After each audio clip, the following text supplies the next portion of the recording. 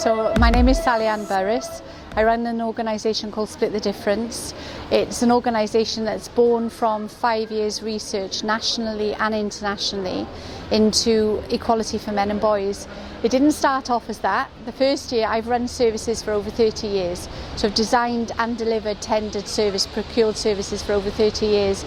And it started because I'd won £500,000 commissioned project to design a whole family domestic abuse service. So I'd started doing some research into that, went down more layers in research and information than I would normally do in my role, and came across a lot of facts and figures that nobody really knows about. Actually, that's not true. People do know about it, but they choose not to publish it. And from that I ended up doing a year's research in the UK. And then I went internationally because I was looking for best practice. I was looking for countries that were doing it right. Found that every country I looked at wasn't, and then thought, wow, what's going on here? And I ended up doing 5 years research in total. The end product was Split the Difference. I thought, I have to do something about this. I think when you know something that's honest and truthful, you have two choices. You turn your back on it and then it haunts you, or you actually think, I need to do something. I need to take this somewhere and I need to tell people about it. And nobody was listening in my normal pathways, my normal work in life. So I thought I got to do something else, and I created Split the Difference. We're born in a society that women are saying, we need this, I want that. I mean, I'm a lot older, I've got 4 children and grandchildren, but even I grew up in the society where it says, oh, women has the right to do this, women has the right to do that, I can make a choice, and when you've got that wrapped around you, and then you see statistics and evidence that's actually saying it's men and boys that need help, assistance, they need a voice, they need to have equal choice in any platform, and it's a shock. There's a term that I've recently found which is called the red pill moment, and in year 4 of my research, that's something that I experienced, and for 6 months literally the world around me didn't seem like the world I grew up in, because I grew up believing that women didn't have the same as men, that women didn't have the same choices, that we weren't allowed, we had to have permission for everything, you know, it's this kind of thing. And then when you realise actually that's not true, not only is it not true, but when you talk to men will push their women in front of, you know, there's a percentage, yes, in society that may be negative or may be stronger or whatever, but generally in the general world most men will push women forward and protect, and they'll want to see them thriving, you know. And when you see that voice is completely different, literally spun me off my axis.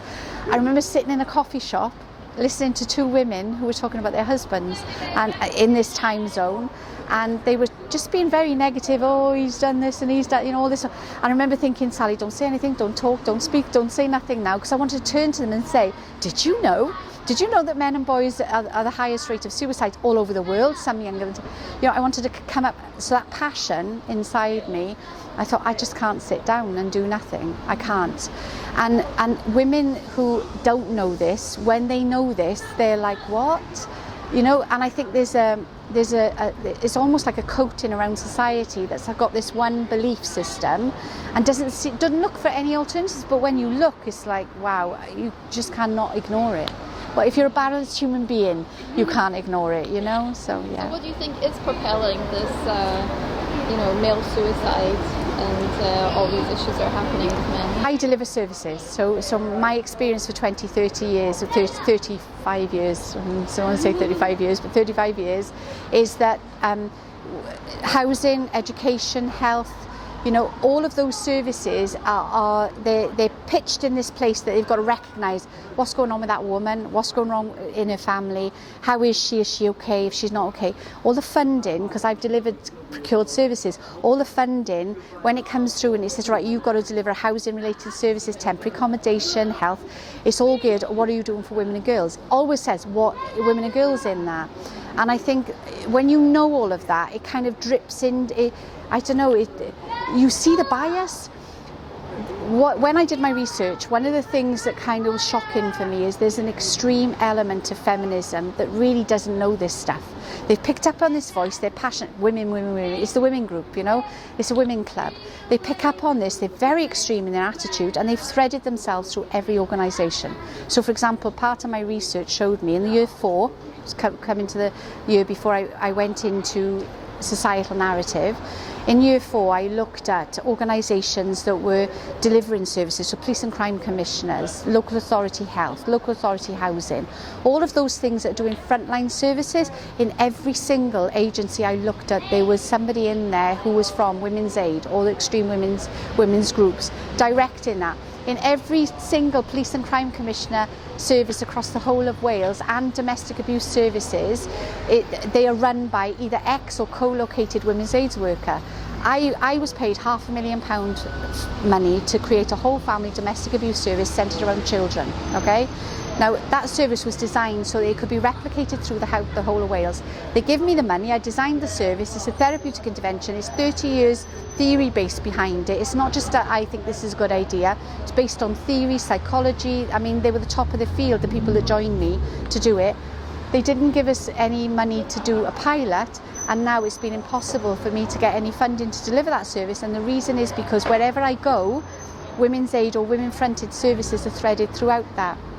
When I did the service, one of the things, because I looked at the UN, okay, so in the UN we've got UN women, we've got no UN men, okay, so the UN women is networked literally in 195 countries. If you type in equality, all right, it will come up on every equality in Nigeria, equality in South Africa, equality in China. You will see that site, equality for that country, is full of women's issues. You won't find any men's issues on there at all.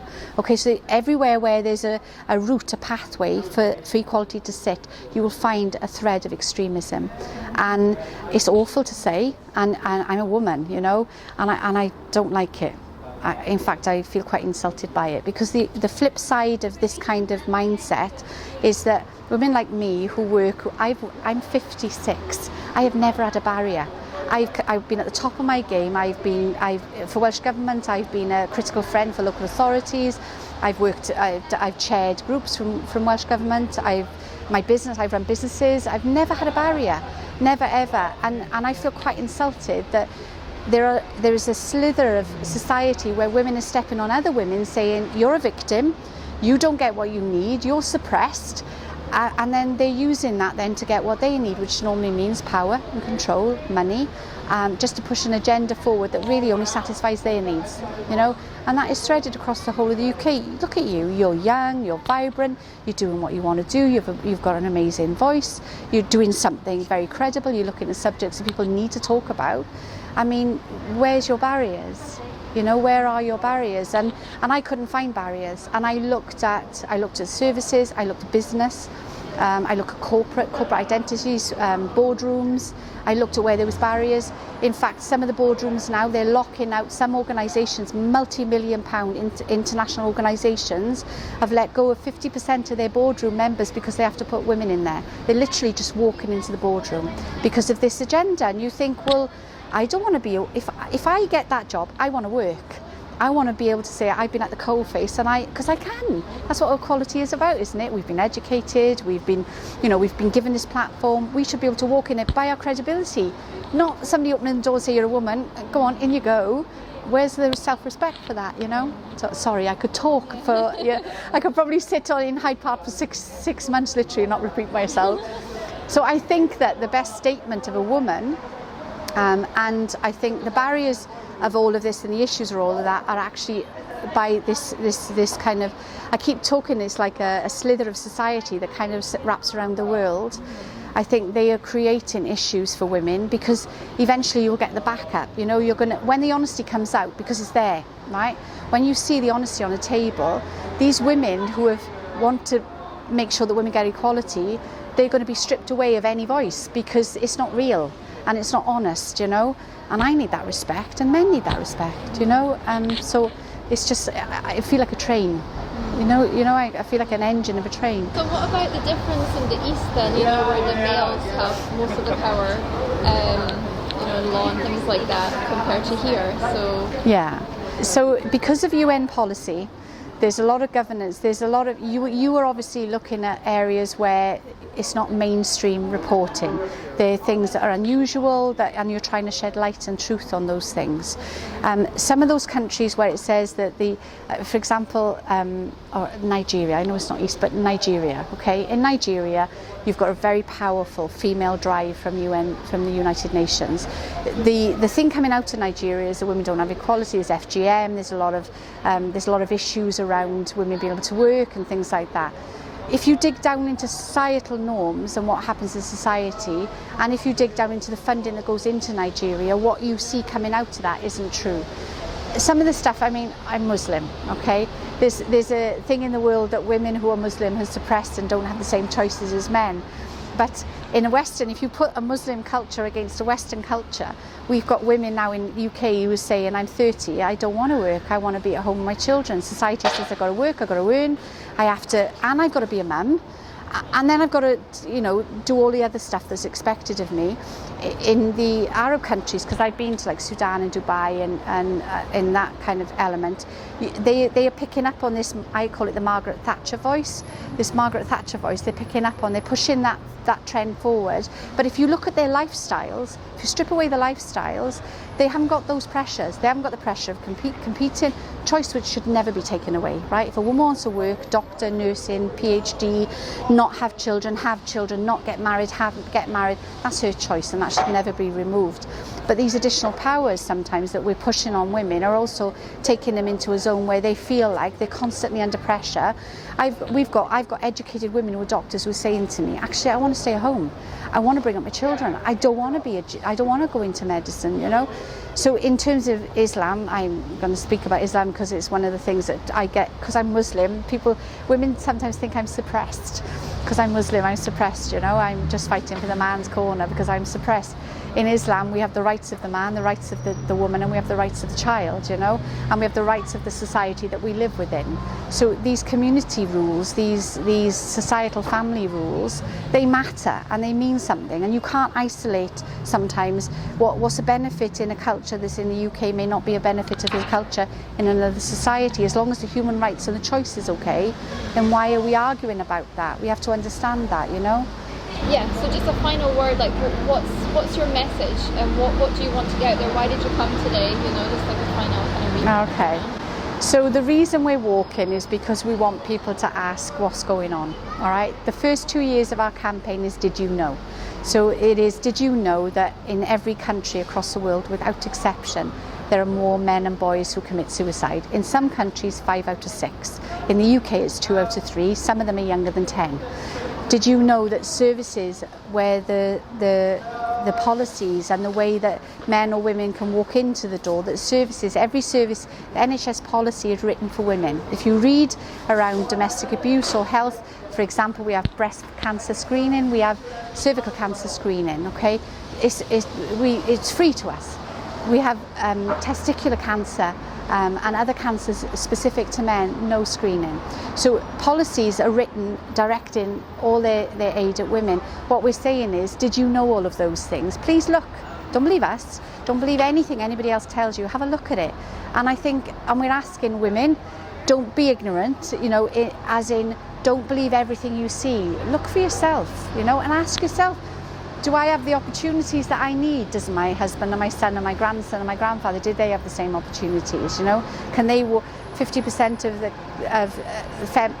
the STEM subjects currently are being guarded just for women, it's crazy, the world's crazy.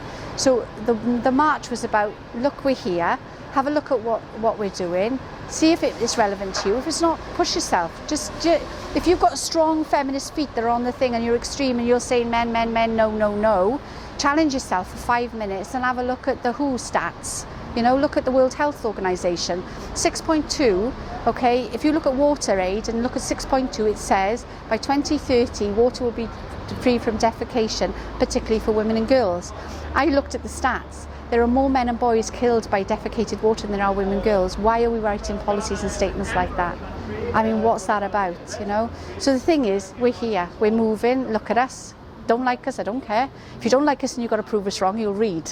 I don't care why you do it, just do it and check it out. Okay. And what about a message to boys or or men? Okay, so men and boys, I need you to understand this. We have what we call a drop the mic, okay? So men and boys have it very difficult. They're bombarded constantly through media, through friends, through women, through whatever. They're constantly bombarded with this. Men are always the bad guys, girls are always the victim, men always need to be quiet, men, take it because it's your fault, right? Or don't worry about it, just forget about it. You know that's not true, right? Men and boys know that's true. So when somebody says, oh God, it's a man, we need you to say something like, well, actually, this is what it's like being a man, and just give some reference and say, I just wanted you to understand that. Drop your mic, walk away. Don't get into the argument. Men will walk away because they don't want the conflict, and they won't talk for themselves, You should have a voice, be gentle, be kind, be who you are, but have your voice, because people need to know that. There are generations below you. Boys in education are failing. Estin is saying, what's happening with these schools? We've got 6-year-olds, 8-year-olds, 10-year-olds failing in school, and there's no support for them. In boys, I'm talking about, we need to talk about this. Ladies, let them talk, right? Because you'll be surprised at what they've got to say, and we can't take a voice. There's no way women can have a voice without saying, and yours, it doesn't work.